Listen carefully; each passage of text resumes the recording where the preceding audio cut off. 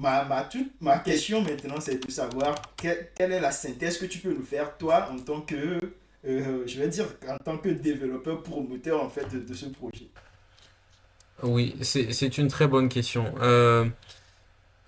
Yodi, c'est premièrement le fruit d'une vision, d'une vision.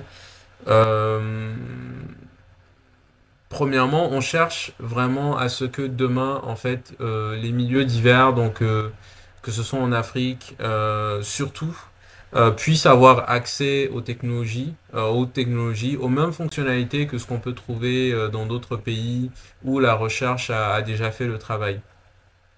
Donc, comment Yodi est né? Yodi est né simplement d'un constat.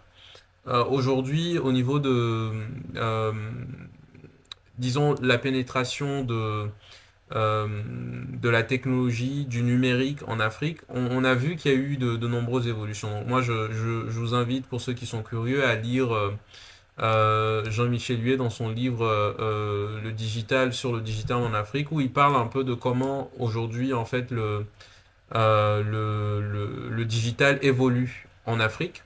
On voit en fait que si on prend le cas du Togo, il y a de l'intégration au niveau du marché des smartphones. C'est-à-dire que euh, aujourd'hui, tu as quasiment la certitude que presque même le Togolais qui se trouve dans son village, il peut trouver une personne qui va avoir un smartphone, ne serait-ce que pour avoir une application ou ne serait-ce pour faire des transactions, que ce soit, tu sais, pour du T-Money, etc., etc.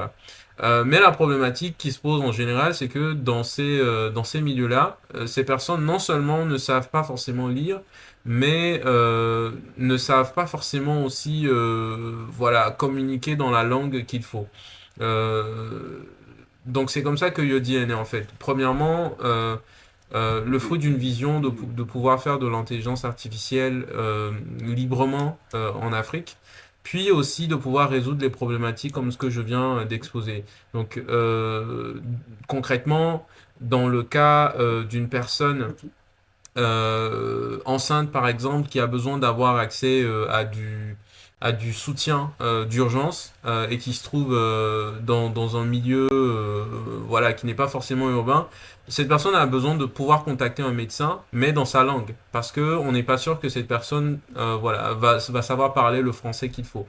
Donc Yodi va permettre tout simplement à cette personne qui parle dans sa langue d'avoir accès à des services de qualité, mais d'une façon voilà beaucoup plus sereine et beaucoup plus à l'aise sans penser aux barrières linguistiques qui vont l'empêcher de pouvoir communiquer avec un docteur ou la personne qui doit lui fournir ses services.